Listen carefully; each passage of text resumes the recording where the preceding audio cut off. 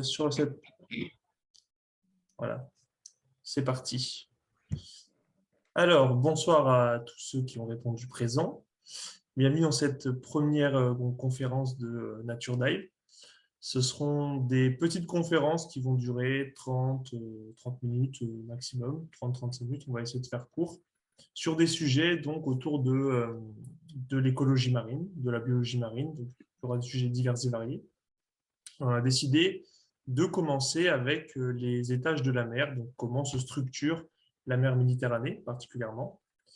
Je vais me présenter, je m'appelle Jean-Vincent Vieux-Ingracia, je suis administrateur à Nature Dive depuis longtemps et je suis responsable de la communication scientifique.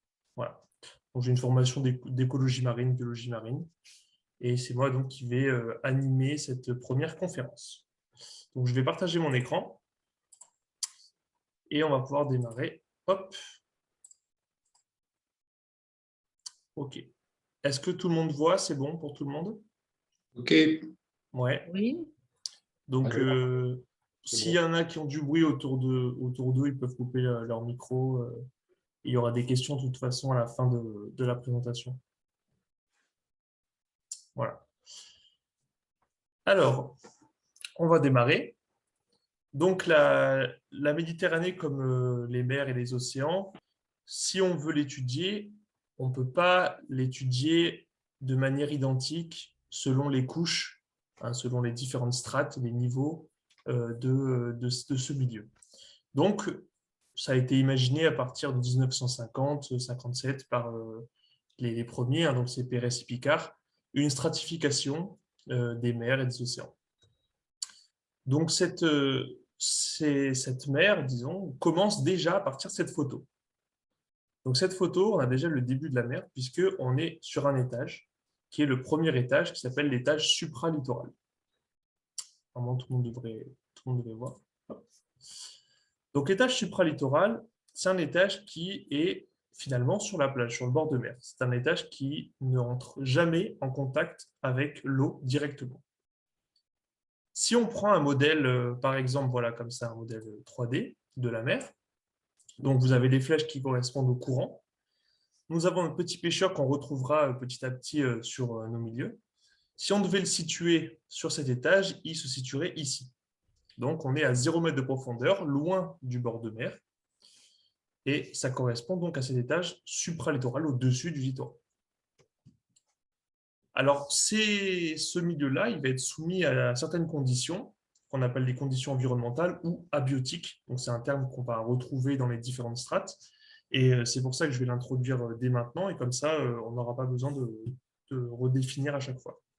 Donc, c'est un ensemble de paramètres qui vont conditionner le milieu. Et cette condition va permettre à de nombreuses espèces de pouvoir y vivre ou non. Donc, ça va être les facteurs limitants à la répartition des espèces dans l'espace, finalement. Donc, sur cet étage, on se rend bien compte qu'on est à la limite, en fait, c'est finalement le milieu entre terre et mer, et donc il va être sujet aux embruns particulièrement, et aux éclaboussures dues à des vagues qui vont se frapper contre les roches. Donc, c'est surtout ces facteurs-là qui vont être déterminants, puisqu'il va être particulièrement sujet à des variations de ces paramètres environnementaux. Si on prend par exemple la salinité, eh bien, la salinité va être un facteur qui va énormément varier, tout comme la luminosité, tout comme la température, etc. Alors, on va entrer directement dans ce milieu avec les paysages qu'on va pouvoir y retrouver. Donc, les milieux, particulièrement les milieux littoraux, vont être sujets à des faciès différents. Donc, c'est vulgairement des paysages. Si on se balade sur Cannes, on va avoir plutôt un paysage de type sable. Qu'est-ce qu'on va y retrouver sur cet étage supralittoral? Des phanérogames échoués, c'est-à-dire des plantes à fleurs. Donc, on va avoir en fait les feuilles de poisonie qui ont été poussées par les courants, puis elles peuvent être séchées, puis ensuite poussées par le vent, et donc elles vont se retrouver haut dans l'estran, et elles vont finir par être ne plus du tout en contact avec l'eau de mer. Donc, elles rentrent dans cet étage-là. Si vous vous baladez sur le cap d'Antibes, sur Saint-Jean-Cap-Ferrat, vous allez avoir plutôt un type de cailloutier et de galets. Donc, on va se retrouver avec un faciès qu'on appelle des laisses de mer. Donc, les laisses de mer, c'est ce qui est laissé par la mer. qui vont sécher lentement, donc à dessiccation lente. Autre type de faciès possible, si on a un type rocheux, par exemple des falaises comme ça un peu droites, on va avoir un faciès à lichen marin. Donc, ce sont les couleurs que vous voyez apparaître, donc le vert particulièrement, ainsi que la couleur un peu au-dessus qui est un marron clair. Ce sont des lichens marins, particulièrement l'espèce que j'ai mis là, un Verrucaria amphibia. Il y aura d'autres, il y a beaucoup de types de lichens. Il y a des lichens qui sont jaunes orangés. J'ai d'autres photos après si jamais vous voulez en voir, etc. Autre type, pareil, en restant sur la roche. Alors là, c'est plutôt des roches qui vont être un peu poreuses. Ça peut être des bâtiments de bord de mer qui ont été cassés ou des routes ou du béton qui va rester. Ça va créer des petits fonds, ça va créer des petites roches comme ça où des espèces peuvent venir se balader dessus ou se développer. Ce faciès-là, on l'appelle le faciès à littorine. Donc, ce sont ces petits escargots que vous voyez ici. Ce sont des mollusques capables de monter très haut dans l'estran. Et aussi des balanes. Des balanes, on va en voir en photo juste après, qui vont aimer particulièrement ce substrat-là et le fait d'être seulement en contact avec des éclaboussures ou des emprunts, ça ne les dérange pas du tout. Autre type de roche, de type rocheux qu'on peut avoir sur le cas d'Antibes, ça va être les faciès à enclave ou à cuvette, où là, la salinité va être particulièrement variable, puisque l'eau de mer par les coups de vague va s'accumuler comme ça dans ces cuvettes, mais s'il pleut d'un coup, on va avoir un changement drastique de la salinité, on comprend bien par un apport d'eau douce qui va venir diluer tout ça. Pareil, au niveau de température, ça va être de gros écarts. Donc ces milieux-là, eh ben, ils vont conditionner les espèces qu'on va pouvoir y rencontrer. Donc, dans cet étage supralittoral, les espèces qu'on va rencontrer, eh bien, déjà, toutes les plantes qui sont particulièrement... enfin, ils n'ont pas de problème avec le sel. Donc, par exemple, la criste marine, ou on appelle aussi la plante perce-roche. On peut penser aux lys de mer également. On va retrouver les balanes. Donc, voilà à quoi ça ressemble. Donc, ils sont enfermés dans une petite coquille comme ça, et complètement à l'abri du soleil et de la déshydratation. On a les littorines. Donc ici, on a des littorines qui va se déplacer sur du goémon. Hein. Donc ça, c'est plutôt au niveau de l'Atlantique, mais on va les retrouver également chez nous. Mais également d'autres espèces que vous n'avez peut-être jamais vues. Ce sont donc les puces de mer et Ligia. Donc ça, c'est une Ligia qu'on voit ici. Elle est toute mignonne et elle se balade comme ça sur ces roches. Et elle n'a pas trop de soucis à être à l'extérieur. Donc ça, c'était l'étage supralittoral qui correspond donc au bord de mer. Et donc cet étage, je le rappelle, n'entre jamais en contact direct avec l'eau de mer. Maintenant, on va pouvoir passer à l'étage d'après. Donc cette fois, on met les pieds dans l'eau. On est dans l'étage médio-littoral. Donc on est entre les deux. On est à la fois, on est au bord, disons, de l'eau qui commence à être totalement, des milieux totalement émergés, et le milieu qui est tout le temps immergé. On est entre les deux. On est donc dans le balancement des marées. Si on regardait notre petit pêcheur, il serait ici, avec les pieds dans l'eau. Alors, j'ai mis que l'étage faisait entre 0 et 10 mètres de profondeur, puisque ça dépend du coefficient de marée. Si on est dans le nord de la France, avec des grandes marées, on peut aller jusqu'à 10 mètres d'écart entre le plus haut de la marée haute et le plus bas de la marée basse. En Méditerranée, on est plutôt à 1 mètre, 1 mètre, vraiment grand maximum de marée, 1 mètre 50 peut-être, mais surtout 1 mètre. Voilà. Donc en Méditerranée, on va être entre 0 et 1. Dans le nord de la France, on peut être entre 0 et 10. Donc, ce qu'on comprend par le balancement des vagues, c'est qu'il y a deux parties à ce médio littoral. Il y a l'inférieur et le supérieur. L'inférieur, c'est un milieu où les variations des vagues, enfin l'avancée, le va-et-vient des vagues, va permettre comme ça d'humecter quasiment en permanence ce milieu. Par contre, dans le supérieur, celui-ci va être émergé à marée basse et immergé à marée haute. C'est pour ça qu'on parle de balancement des marées. Donc c'est ça qui va vraiment caractériser cet étage-là, c'est ce changement de variable. Donc les conditions environnementales sont aussi très changeantes. On a une salinité qui peut drastiquement évoluer, on a une température qui peut passer de très chaud à froid, on peut avoir un apport de polluants d'un coup parce qu'il y a une sortie de rivière ou une sortie de canaux de ville, etc. Pareil, puisqu'on est dans un milieu littoral, on a donc des faciès différents.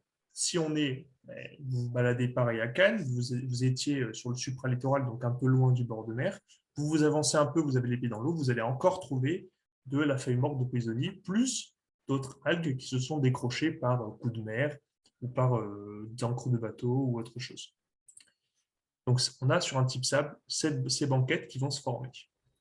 Sur le type plutôt de fond dur et rocheux qu'on va retrouver sur d'autres milieux, on a là, par exemple, des faciès qui vont être très variables.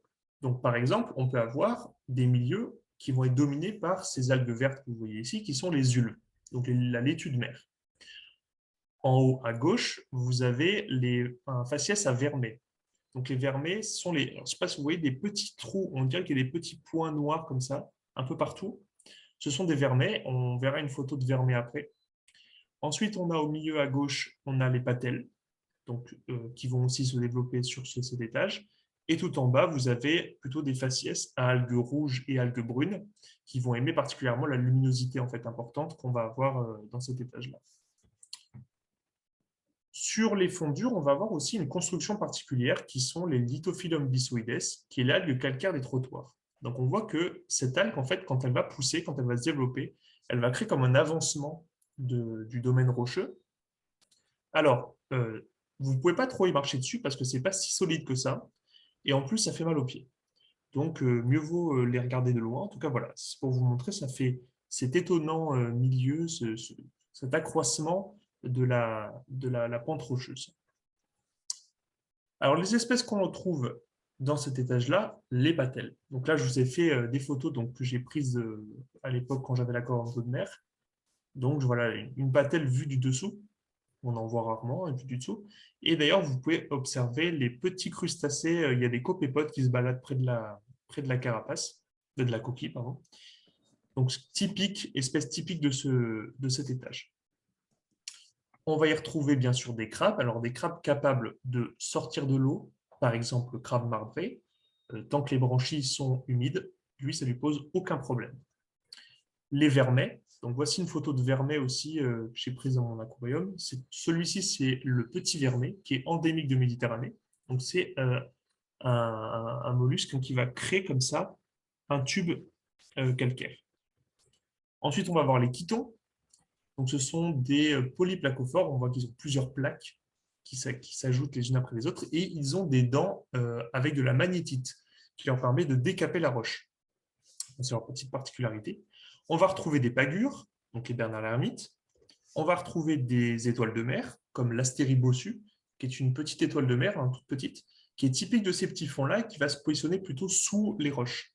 Voilà. D'autres espèces, les anémones. Il y a de la lumière. Donc, celle-là, c'est l'anémone commune.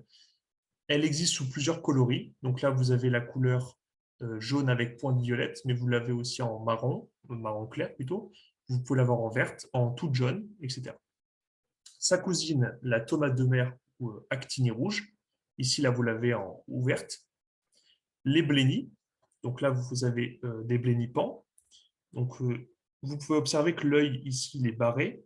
Et vous pouvez aussi voir l'ocelle qui est juste derrière l'œil, voilà, qui fait office un peu de protège. On attire en disant que l'œil est par là, en fait, pas du tout. Et bien sûr, toutes les gobies qui ont une adaptation, bien sûr, à ce milieu, avec une nageoire qui est sous forme de ventouse, qui leur permet de résister justement au va-et-vient des vagues qui sont assez importantes dans ce milieu-là. Donc ça, c'était l'étage médio-littoral qui correspond donc à cet entre-deux, entre la terre et la mer finalement. On a les pieds dans l'eau. Maintenant, on rentre dans l'étage qui est tout le temps, maintenant on sera tout le temps immergé, avec la première partie totalement immergée, qui est l'étage infralittoral. Alors là, il va falloir mettre les palmes et le tuba, puisqu'on va être entre 10 et 35 mètres. Alors, si on est en Méditerranée, ça peut commencer à 1,50 m, jusqu'à 35 mètres de profondeur, qui correspond en fait à la fin de l'herbier. Donc en fait, cet étage correspond à la distribution de l'herbier de Posidonie, entre le début, qui peut commencer à 1,50 m pour même des herbiers récifs, jusqu'à 35 mètres où il n'y a plus assez de lumière pour pouvoir avoir des herbiers.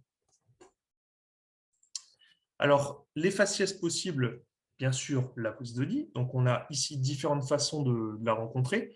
On peut l'avoir sous forme d'herbier dense, d'herbier récif ou de matte morte. Là, vous avez ici en grand écran la matte morte, hein, et voilà, qui peut se distribuer. D'autres espèces peuvent se pousser dessus, puis y avoir des mollusques qui vivent à l'intérieur et d'autres, plein d'espèces. Si on a un type de sable qui va être fin, plus ou moins envasé, on va retrouver la cymodocée, qui est un peu plus tolérante que la poisonie pour les conditions environnementales, et la Caulerpa prolifera, qui est la caulerpe de Méditerranée, donc qui n'est pas l'espèce invasive, par rapport à la Caulerpa taxifolia ou la Caulerpa cylindracée, qui est la nouvelle en vogue. Alors, je n'ai pas mis de photo de zoostère, on aurait pu retrouver de la zoostère, mais elle préfère les milieux de type plutôt saumâtre, avec une eau très opaque, avec beaucoup de turbidité. On peut retrouver d'autres types de fonds, comme des fonds durs et rocheux. Alors là, on va avoir un faciès qu'on appelle la macroalgue, avec des grandes algues. Donc on a par exemple à gauche en premier l'acétabulaire, qui va comme ça faire des parterres très jolis, un peu argentés. Ensuite, on a les dictyotes, donc ce sont des algues brunes, qui vont se distribuer. Alors il faut beaucoup de lumière pour les algues brunes. Ensuite, on a des algues vertes type codium. Donc ici, c'est le béret basque, le codium pursa. Et enfin, des fonds aussi à l'algue rouge ou algues corallines aussi, qu'on peut retrouver facilement sur les premiers mètres de profondeur. Les espèces qui vont bouger dans cet espace, on va retrouver des rougets qui vont aimer le côté sableux. On va retrouver toutes les espèces de sars. Donc ici, vous avez le sars à tête noire qui est en haut à droite. En bas, vous avez la girelle, bien sûr, qu'on va retrouver. On a également la dorade qui va se balader dans les herbiers, sur les fonds rocheux et sableux. Le rason qui lui va préférer le côté sableux complètement, qui va même nager dans le sable. On a les saupes qui vont bien sûr grignoter la poisonie et se nourrir principalement des macroalgues. Les crénilabres, donc par exemple ici vous avez le crénilabre de Méditerranée, Symphodius mediterraneus. On rencontre aussi des nudibranches, des limaces de mer, on a aussi des échinodermes, donc l'oursin comestible qu'on retrouve, c'est la saison en ce moment. Ici, vous avez donc la limace de mer que vous voyez ici, c'est la turidile de Haut-Pays. On retrouve également l'étoile de mer rouge, des concombres. Donc là, je vous ai mis l'holoturie cracheuse marron. Celle-ci, comme l'holoturie noire, d'ailleurs, le concombre noir, il ne faut pas la titiller, il ne faut pas essayer de la toucher, parce qu'elle va vous cracher des tubes de Cuvier, qui sont un organe en fait, qui ressemble à des filaments collants, qui peuvent être aussi, qui peuvent faire des brûlures ou même de la paralysie chez certaines espèces. Les deux qui vont rien vous faire, c'est l'holoturie tubuleuse, c'est la classique qui est unie. Elle n'aura pas de tache. Elle va être brune unie. On va quitter l'étage infralittoral, qui est donc l'étage de l'hermite poisonie finalement, avec l'étage circalittoral. Donc là, on plonge. On va devoir plonger un peu plus profond. Donc là, on était ici, et on va devoir descendre ici. Donc là, on va être à partir de 35 mètres de profondeur, qui est la fin de l'hermite de poisonie, et le début d'un nouveau milieu qui va être dominé par des constructeurs coralligènes. Et ça va descendre jusqu'à parfois 150 mètres de profondeur. Alors, selon le type de fond, là aussi, on va avoir des faciès différents. Si on tombe sur de la vase, on va avoir par exemple des bryozoaires comme ça. Donc ici, vous avez en grand écran la rose de mer et vous avez du faux corail également. Donc, qui vont pouvoir se développer sur ce type de vase. Vous avez également des crinoïdes, qui sont des échinodermes, qui vont laisser leurs bras dans le courant pour attraper les particules. Vous pouvez avoir aussi des fonds à ophure. Donc, c'est une cousine de l'étoile de mer. Et particularité de l'ophure, c'est que le corps entier est contenu dans le disque central, le rond que vous voyez, et les bras, entre guillemets, sont des tentacules, en fait. Alors que l'étoile de mer a son corps qui se prolonge dans ses bras. Mais bien sûr, le type de fond qu'on va retrouver principalement à cette profondeur à 35 mètres, hein, c'est les types coralligènes. Donc, c'est des fonds durs, rocheux et des cailloutiers. Alors, ces biocénoses coralligènes, en fait, elles sont dues au développement d'espèces calcaires qui vont bioconstruire le milieu. Donc, en haut, vous avez par exemple l'anémone encroûtante jaune qui va faire des grands parterres très uniformes. Mais les deux plus communs et les grands constructeurs, ce sont ces deux algues qu'on voit ici. Donc, en bas à gauche, vous avez l'algue rouge Peissonelia. Et en à droite, vous avez l'algue qui est rouge aussi, mais là qui est un peu plus rosée, donc le lithophyllum et mésophyllum. Donc, ce sont deux espèces d'algues calcaires qui vont bioconstruire le milieu, et dessus vont pousser, pour grandir, d'autres espèces. Donc, au lieu d'avoir un fond de sable ou quelque chose comme ça, c'est ces espèces-là qui, en se développant, vont fonder l'écosystème à part entière. Donc, qu'est-ce qu'on va y trouver? Particulièrement les gorgones. Donc, c'est vraiment les beaux trésors à ces profondeurs-là quand on va plonger. En haut à gauche, vous avez donc la gorgone orange, Leptogorgia. Puis vous avez, je vous ai mis d'autres espèces, hein, la gorgone jaune, la gorgone blanche tout en bas et la gorgone pourpre. Alors, les espèces qu'on va pouvoir y trouver également se baladant à travers ces gorgones, on a le très commun barbier. Donc, on a également le mérou qui aime bien aussi se planquer dans les trous qu'il peut y avoir justement dans ces biocénoses-là. On a le corbe. Mérou et corbe sont des espèces protégées, d'ailleurs, par des moratoires. Les langoustes et homards également, les cancres et murènes, etc. Donc, c'est un écosystème qui est très divers, avec beaucoup d'espèces très, très jolies à observer. Et on a également, à côté de ces espaces coralligènes, on va avoir des grottes. Alors, les grottes, on peut en trouver à des profondeurs de l'infralittoral. Vraiment, à partir de quelques mètres de fond, c'est possible. Mais la majorité du temps, on va les retrouver plutôt profondément. Alors, les grottes, si vous vous tenez à l'entrée d'une grotte, vous aurez une biocénose coralligène typique. Par contre, dès que vous allez rentrer, dès que vous allez faire les premiers mètres, vous allez complètement voir, observer un changement drastique. Pourquoi? Parce que les conditions environnementales vont vraiment changer. En entrant dans la grotte, vous avez une chute drastique du courant et de la luminosité, ce qui fait qu'on perd très rapidement ces algues bâtisseuses, justement. Donc, on va se retrouver avec, par exemple, des coraux rouges dans les parties semi-obscures qui vont se développer, particulièrement sur le plafond. Et ensuite, dès que vous entrez dans les parties les plus obscures, ça va être donc les éponges, donc par exemple comme celle que vous voyez en haut, l'éponge veineuse marron, Spirastella concatrix, qui est aussi typique de ces endroits obscurs. Et alors, on peut se dire, mais dans ces endroits noirs, il ne doit pas y avoir grand-chose qui y vit, mis à part des éponges. Eh bien non, on va trouver des espèces. Alors, ces espèces, il y a des poissons. Donc, vous avez ici en haut à gauche le faux frais noir, qui est typique de ces milieux obscurs. Vous avez également l'apogon, qu'on voit ici. Ensuite, vous avez des petites crevettes. Alors, c'est un ensemble d'espèces de la famille des Mysidacées qui vont, comme l'apogon d'ailleurs, entrer et sortir de la grotte et du coup faire un transfert de matière organique. Et ce sont ces deux espèces qui, par leur densité et leur biomasse, vont permettre en fait de soutenir le milieu et de faire fonctionner tout ça. Et vous avez enfin, par exemple, la crevette cavernicole jaune qui aime aussi nettoyer des mâchoires des congres et des murènes. Alors, pour faire un petit résumé à partir de ce qu'on a vu maintenant, on a vu que le supralittoral, c'était donc au-dessus du littoral. Ensuite, le médiolittoral entre 0 et 10 mètres. Puis ensuite, on a continué à plonger, mais cette fois, il va falloir être un peu avec des copains et en sous-marin, pour aller dans la partie qui est infralittorale, donc à 30 jusqu'à 35 mètres. On a continué ensuite vers le circalittoral. Hop, voilà. Et on va continuer comme ça à plonger pour aller vers le fond du circalittoral et bien sûr arriver sur l'étage suivant, qui est l'étage abassial. Donc, il commence à 150 mètres de profondeur et qui va aller, vous allez le voir, bien plus profond, puisqu'on descend jusqu'à 2000 mètres de profondeur. Donc là, c'est vraiment des fonds déjà où on n'a plus de lumière. On arrive à un niveau où ça va être compliqué de voir, de voir des choses. Mais alors, qu'est-ce qu'on va y trouver dans cet étage abassial? Alors, l'étage abassial, pareil, selon le fond, eh ben, ça ne va pas être la même chose.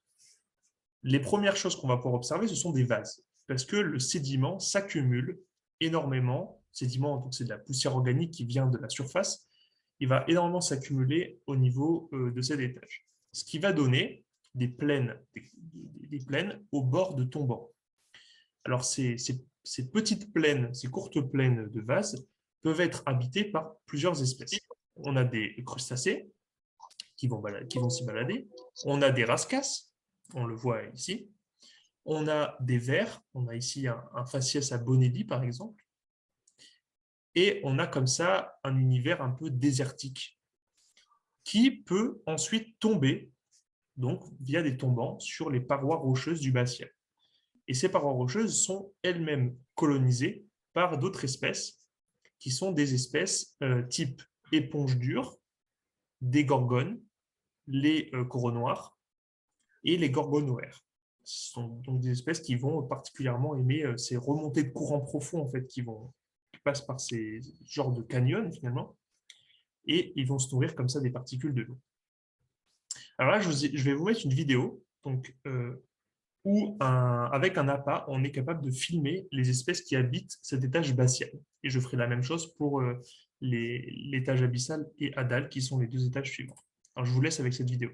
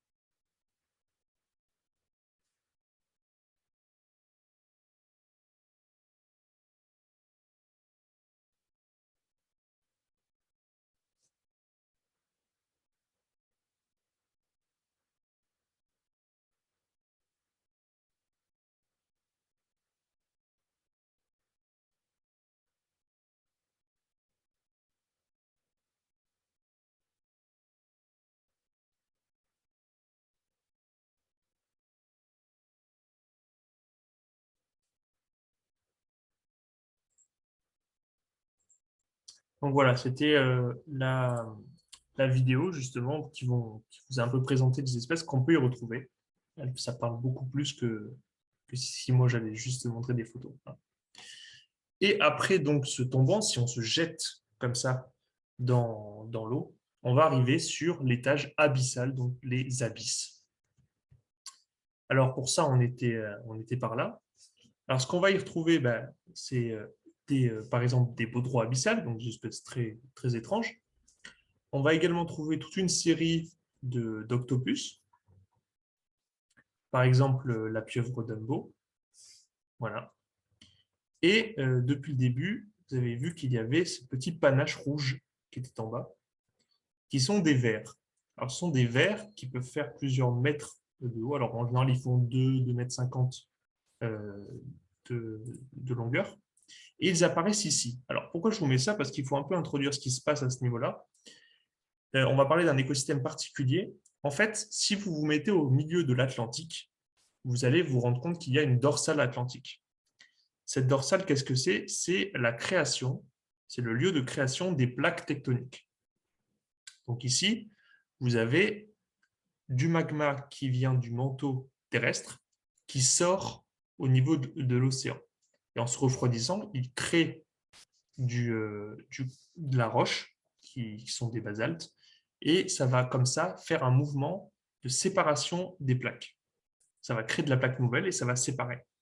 Donc c'est pour ça que la plaque américaine, la plaque africaine et eurasienne s'écartent comme ça, les unes des autres, grâce à ce mouvement. Et justement, à cet endroit-là, à cause de ce volcanisme, à cause disons cette paroi qui n'est plus étanche et qui laisse passer l'eau, l'eau va s'infiltrer à l'intérieur, va chauffer, va se charger en minéraux et en métaux lourds, et va ressortir sous pression. Et là, ça crée un écosystème très particulier qui a été découvert il n'y a pas si longtemps, qui sont les cheminées hydrothermales. Alors ces cheminées, les voici. Donc je vais vous montrer donc cette image-là. On voit cette résurgence d'eau chaude, donc une eau qui est très très chaude, hein, qui après se refroidit très vite, chargée en soufre notamment, et en d'autres, mais particulièrement en soufre. Et on va avoir tout un tas d'espèces en fait, qui vont être capables de vivre à cet endroit-là. Cet écosystème, il est éphémère, c'est le temps que la cheminée est active. Dès qu'elle sera plus active, tout va s'arrêter. Et tout cet écosystème est basé sur des bactéries capables de transformer l'énergie et les matières dangereuses, toxiques, disons, qui sont dans cette eau, en énergie utilisable par les autres organismes. Donc en fait, tous ces organismes qui vivent autour de ces cheminées sont en symbiose avec ces bactéries-là, notamment le ver en question qu'on verra ensuite en photo. Donc là, vous pouvez voir des crevettes se balader. Il y a un crabe aussi sur la droite qui est très très près de la résurgence d'eau chaude. Donc voilà, ce sont des super images qui sont faites par des robots sous-marins. Alors, les autres, donc là, on n'a pas trop les vers sur cette vidéo. Donc, je vais vous mettre d'autres de photos. Voilà, donc ces vers, ce sont ceux-là, les riftia. Riftia comme les rifts océaniques, qui sont les dorsales océaniques, qui sont l'endroit où justement il y a cette création de plaques. On va pouvoir retrouver également des crabes, donc ici ils sont blancs. On a des poissons qui sont aussi blancs. D'autres poissons qui sont plutôt sur les vases abyssales, hein, les plaines abyssales, et celui-là c'est le poisson trépied. Et enfin, donc après avoir quitté cet écosystème et puis ces grandes plaines abyssales qui sont extrêmement grandes, on arrive sur un étage qui s'appelle l'étage Hadal. Alors là, l'étage Hadal, c'est les points les plus profonds des océans. Et pour comprendre où est-ce qu'on peut les trouver, il va falloir faire un tout petit peu de géologie rapide, puisque on va se mettre à l'opposé totalement des dorsales. Donc là où se créent les plaques, si on va à l'autre bout de la plaque, et bien la plaque, de l'autre côté, elle meurt. Elle plonge sur une plaque continentale. Donc vous avez ici en gris clair, qui continue, qui plonge dans la Terre finalement. Vous avez ici la lithosphère océanique et la plaque tectonique qui est en train de plonger sous une lithosphère terrestre. Et qu'est-ce qui se passe? Ce mouvement comme ça de plongée crée localement une fosse. Et cette fosse océanique, c'est justement l'étage Hadal. Donc, c'est ce qui peut aller jusqu'à 12 km de profondeur. Et qu'est-ce qu'on y trouve dans ces étages-là, abyssaux et l'étage abyssal et Hadal?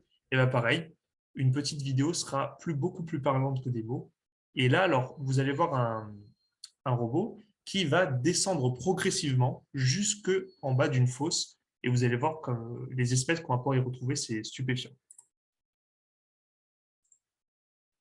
Alors là, oui, c'était juste pour vous montrer pardon, la vitesse justement des espèces qui se baladent à ce niveau-là. Donc peut-être je le remets. Voilà, il descend et on va avoir une consommation rapide de l'appât par certaines espèces que vous voyez là, qui sont nécrophages, détritivores. Alors ces espèces-là, je vais vous montrer la photo après. Hop. Voilà, ce sont ça.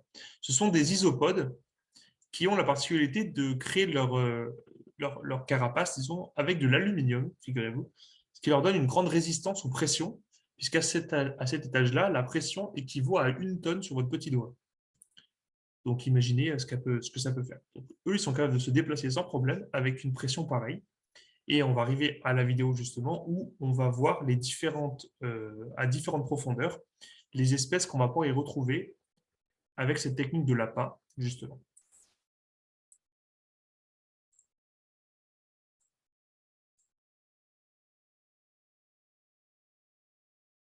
Donc, notez bien la profondeur.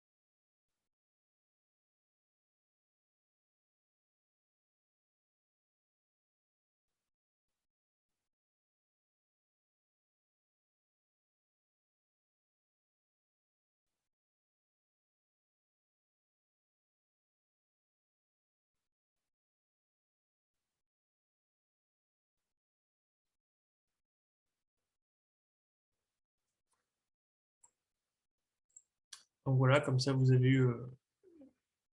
pardon. Voilà. Et je vais vous laisser avec ce résumé complet de ces étages. Et, merci d'avoir suivi cette conférence. Voilà.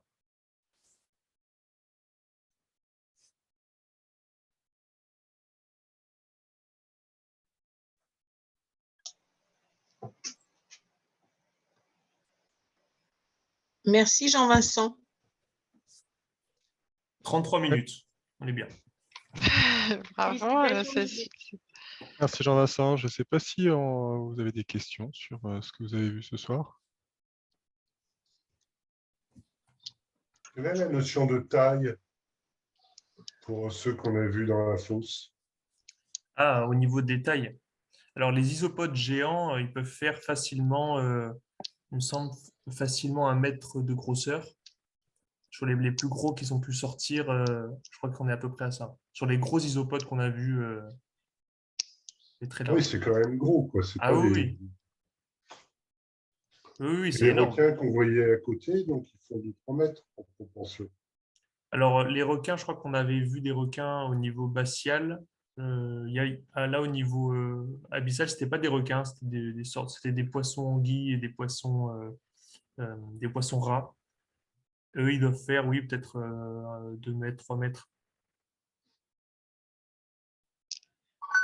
Mais c'est vrai que les espèces profondes, il y a une notion de gigantisme qui existe parce qu'elles vivent beaucoup plus lentement, beaucoup plus longtemps aussi par rapport aux espèces qui sont aux mêmes isopodes finalement qui sont sur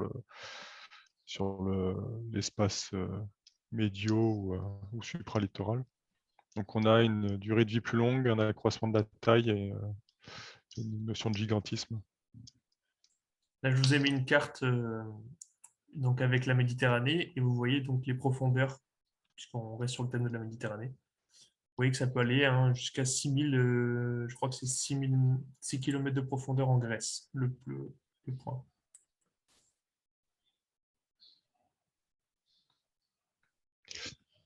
Il n'y a pas en Méditerranée, les fonds c'est du saumur lié aux crises messiniennes quand la Méditerranée s'est asséchée.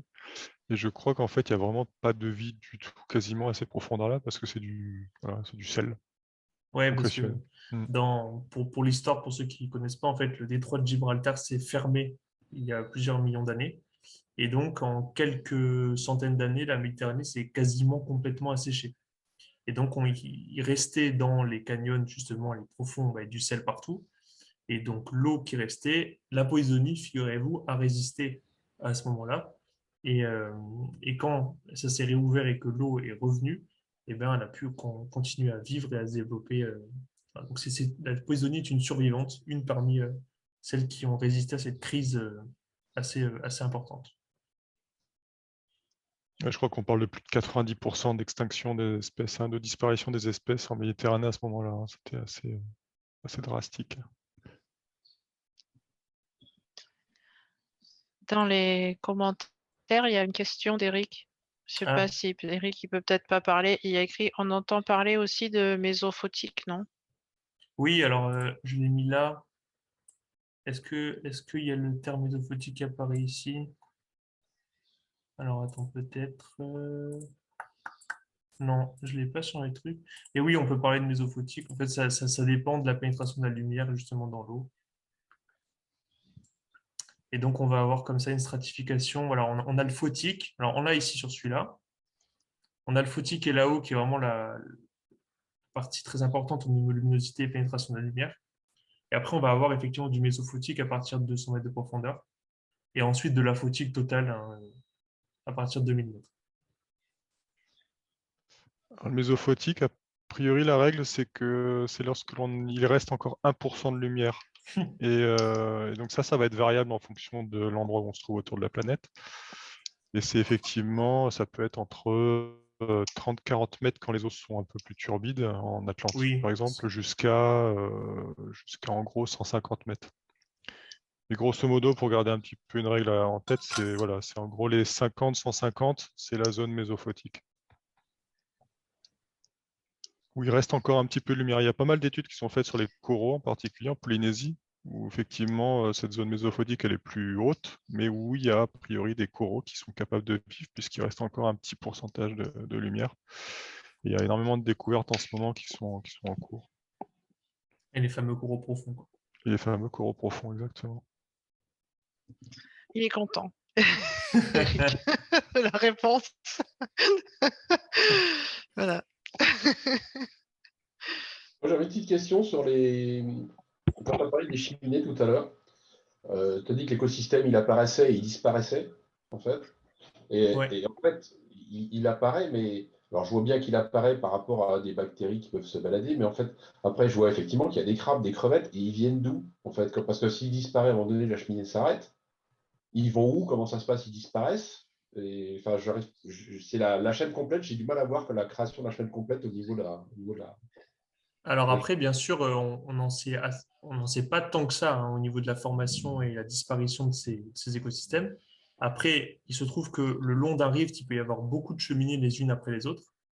Alors quand je dis écosystème, voilà, il ne faut pas imaginer qu'il n'y ait qu'une seule cheminée toute seule et puis il n'y a rien autour. Voilà. Et donc, ils peuvent se déplacer de cheminée en cheminée comme ça. Alors bien sûr, ceux qui ne peuvent pas se déplacer, eh ben, malheureusement, ils vont y rester. Donc les vers, les espèces sessiles hein, qui ne peuvent pas bouger, malheureusement, elles ne vont pas pouvoir faire grand-chose. Les moules, etc. Parce qu'il y a des moules aussi à ce niveau-là, des grandes moules profondes. Mais après, en se reproduisant, et ça va se disperser et ça va en fait naître ailleurs. Alors après, éphémère, c'est pas éphémère 5 ans, hein. C'est éphémère, ça peut durer longtemps quand même. Mais c'est beaucoup plus éphémère que d'autres écosystèmes classiques de l'écosystème littoral, par exemple, il n'est pas éphémère en soi. Il ne peut pas d'un coup disparaître. Voilà. C'est vrai que sur ce milieu, il y a pas mal d'études qui sont en cours aussi justement sur la dispersion un petit peu Mm. larvaire, puisque comme tu dis, ouais, elles apparaissent, elles disparaissent. Elles ont une durée de vie de plusieurs dizaines à centaines d'années, ça dépend. Et on peut voir l'exubérance en fait, des espèces. Effectivement, c'est un petit peu des points d'interrogation au niveau de ces écosystèmes qui sont assez nouveaux, puisque je crois que les premiers ont été découverts en 69 Ouais, c'est ça. Dans les premières expéditions des robots. par le Nautil, par Ifremer, Ouais. hein, et c'était une grosse découverte puisqu'on n'imaginait pas un écosystème qui n'était pas basé sur la lumière. Là, il est basé sur les sulfures, Mm. avec toute la chaîne qui démarre des sulfures, les bactéries qui transforment en énergie, et puis ainsi de suite. Effectivement, il y a tous les groupes, hein, crustacés, poissons, vers, etc. Mollusques, ouais. Mollusques, ouais. Et d'ailleurs, à quel point les bactéries sont importantes. Si on prend le ver riftia, les Mhm. bactéries peuvent composer jusqu'à 35% de son poids. Mhm. Tellement elle en a besoin pour survivre. Sinon, c'est impossible. Et il y a dans ces écosystèmes les espèces qui sont capables de supporter les plus hautes températures. Il y a le ver alvinella qui est capable de Oui, supporter jusqu'à 100 degrés, alors que 100 degrés, c'est l'eau est boue, en fait. Et il n'y a aucune espèce animale qui est capable de survivre. Et en fait, ce ver est capable de survivre à des températures élevées en étant juste à la limite de tolérance entre le fumeur qui est à 300 degrés, l'eau qui est à 2 degrés, parce qu'en fait, c'est 302. Et sur peut-être quelques dizaines de centimètres, on a un gradient entre 2 et 300 degrés. Et ouais, tout vit en fait dans cet petit espace. Donc c'est assez incroyable. ouais, ce que j'avais dit, ouais, que très Mm. rapidement, ça se refroidit. Mm. Et en fait, c'est assez marrant parce que on a la cheminée centrale, donc on a ce ver-là, c'est le ver de Pompéi, je crois, le en commun. Mm. Il vit comme ça avec le pied très proche dans la roche et très proche du côté très chaud. Après, ça va très vite devenir froid, mais ensuite, on va avoir comme des cercles concentriques autour de la cheminée. Et donc, on va avoir, je crois qu'il y a d'abord les vers, ensuite il y a les moules, ensuite il y a les crabes, etc. Et ça va comme Mm. ça se répartir autour de la cheminée. Donc oui, c'est des écosystèmes Ah, vraiment ils sont très, très fabuleux. impressionnants. Ah ouais, ils sont incroyables. Mm.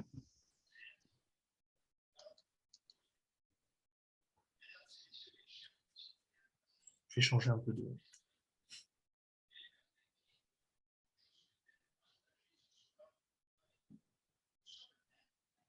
Pas d'autres questions?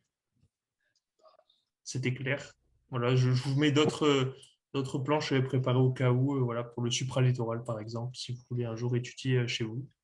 Donc là, on a en fait une question de strates. On va avoir en fait les algues corallines qui vont être tout en bas, en rose. Puis vous pouvez avoir la possibilité, alors pas tout le temps, hein, mais la possibilité d'avoir des petites moules qui peuvent se développer sur le côté un peu noir, c'est assez disparate. On a les baleines qui sont côté gris, côté pardon, marron clair un peu là, et gris. Et ensuite, vous avez les lichens. Et après les lichens, on passe sur le domaine terrestre. Donc voilà, ça c'était la partie pour vous donner un peu justement au cas où, à côté de chez vous, vous voulez voir, ça donnerait ça.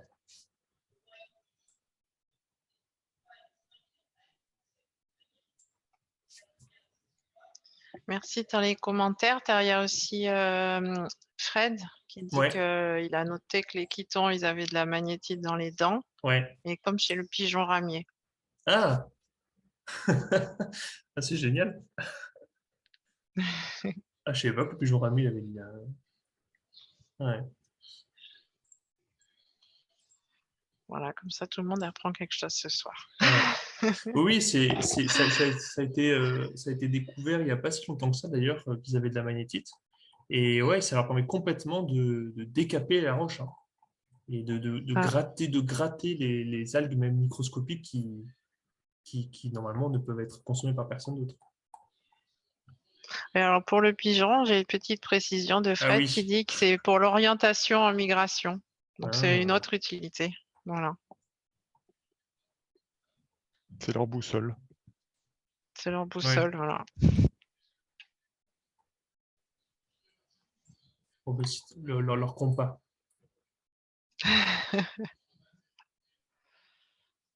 Bon, bah, si personne n'a des questions, ça veut dire que c'était clair. Ah ben, est-ce que je peux vous demander à tous, si vous avez envie, peut-être nous envoyer vos commentaires par mail ou dans ce chat, ou voilà, pour qu'on sache pour la prochaine fois. Là, l'idée, c'était de faire une petite conférence comme ça par trimestre. Oui, voilà, pas très longue, et puis sur des sujets assez, voilà, que tout le monde peut expérimenter finalement.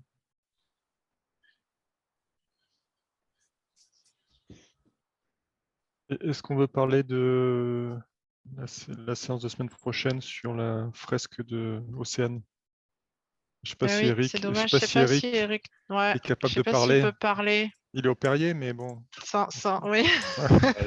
Officiellement, il est au Perrier, Je vais mais essayer. Je vais réactiver, mais vous m'entendez ou pas? Parce que c'est très bruyant en fait très autour de bien. moi là. On t'entend très bien. Ouais, ok. Mm. Ok. Mais merci déjà, c'était super. Et pour la semaine prochaine, donc pour la fresque Océane, on s'est mis d'accord avec Isa pour mercredi soir. Ça dure 3h30. Normalement, c'est 3 heures, comme on le fait en ligne, qu'il y a un peu de prise en main de mural, tout ça, en compte 3h30, mais on devrait pouvoir faire un peu plus court. Et on commence à 19h45, je crois, c'est ça qui vous arrangeait.